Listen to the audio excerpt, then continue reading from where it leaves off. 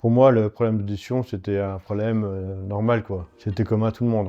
Il y a 20 personnes dans le couloir, j'ai rendez-vous avec quelqu'un qui doit venir dans mon bureau. Si c'est quelqu'un que je connais, rien qu'avec les pas, je sais qu'il arrive. En vrai, c'est pas que je n'écoutais pas, c'est que je n'entendais pas. Travailleurs handicapés, c'est des mots qui font peur et au contraire, c'est en vue d'accompagner le salarié dans les meilleures façons possibles, quoi.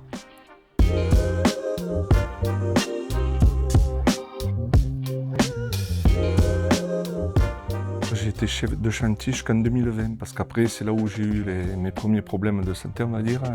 J'avais 2 hernies discales et je me bloquais fréquemment. J'ai un glaucome juvénile, ça arrivait progressivement, donc j'ai eu l'occasion de pouvoir m'adapter au fur et à mesure. Un avantage pour les gens qui ont vieilli depuis, c'est que je les vois encore comme quand je voyais clair. Moi, je suis quelqu'un qui parle beaucoup. Quand on est dans un bureau comme ça, où c'est calme, il n'y a pas de problème, mais dès qu'il y a un milieu bruyant, c'est pas que je n'ai pas envie de parler, c'est que je ne peux pas, parce que j'entends pas tout.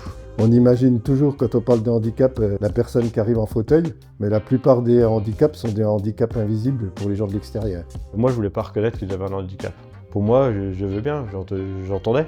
Pas facile parce que quand on est habitué de participer à beaucoup de choses sur un chantier, et c'est pas évident des fois de savoir dire ah ben non, j'y vais pas parce que j'ai mal ou je vais me faire mal.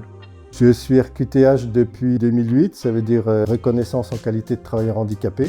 Je ne savais pas que ça existait et c'est la RH de proximité à l'époque qui m'a aidé à monter le dossier. Ah ben, la RQTH, ça m'a permis de me reconvertir, de m'équiper aussi. Quand j'ai fait ma demande de RQTH, ce qui m'a surpris, c'est qu'il y a des personnes qui sont venues voir mon poste de travail et qui ont essayé d'intégrer mon handicap dans mon travail de tous les jours. On les a vus à plusieurs reprises venir au bureau, étudier le poste de travail de François, voir comment il évoluait, quel était son quotidien. Aujourd'hui, on le sent comme libéré, oui. Il y a une émission de besoin, on met en place les moyens nécessaires. Moi, ça a été une ergothérapeute pour essayer de voir un petit peu mon environnement puisqu'on pouvait m'apporter. J'ai un téléagrandisseur et j'ai eu aussi une assistance psychologique. Ça a été efficace et j'ai été content de le prendre. Mon véhicule pour le travail qui m'a permis d'avoir une boîte automatique, le fauteuil au bureau et à mon domicile pour avoir quelque chose qui soit plus confortable. J'ai demandé un téléphone qui soit raccordé aux appareils auditifs. Ils m'ont fait tout de suite, ils me l'ont commandé. J'ai senti que c'était une entreprise qui voulait intégrer les handicaps. Déjà, je n'acceptais pas mon handicap, parce qu'il faut l'accepter, c'est pas facile. C'est vrai que c'était des petits changements qui ont été faits, mais c'était un grand plus pour moi dans la vie de tous les jours, dans le travail. Ça m'a fait du bien. Ça m'a permis d'accepter mon handicap pour pouvoir non seulement travailler, mais évoluer dans ma vie de tous les jours différemment en tenant compte de mon handicap.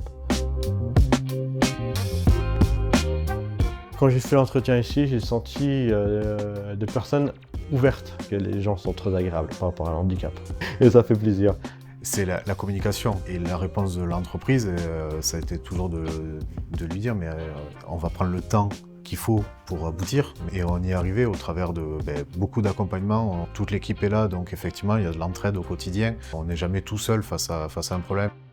C'est souvent l'humain qui joue un rôle prépondérant et puis je prends les gens tels qu'ils sont, donc avec leurs qualités et leurs défauts. C'est un peu pareil pour une reconnaissance de travailleurs handicapés. Il faut les mettre dans les meilleures dispositions possibles, les accompagner et puis qu'ils soient bien dans l'entreprise, comme tout autre salarié SPI. Les bons outils aux bonnes personnes et le mieux c'est que ce soit prêt quand il arrive dans la société pour qu'il soit bien accueilli, bien comme il faut, quoi. Personnellement, on s'est reconnaissant. À chaque fois, on m'a proposé du travail intéressant, on m'a encouragé, j'ai continué d'évoluer dans l'entreprise, je ne me suis jamais ennuyé.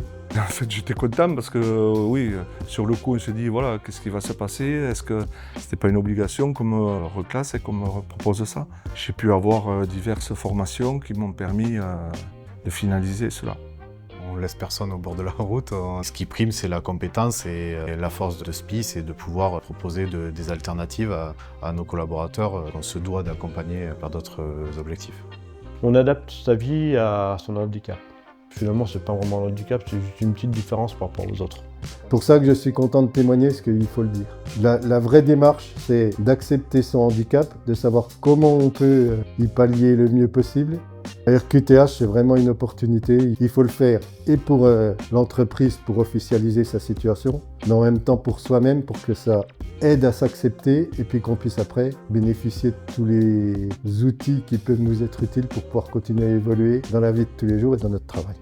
C'est important que tous les salariés qui rentrent dans l'entreprise soient contents de rentrer dans l'entreprise et puis qu'au quotidien ils soient satisfaits.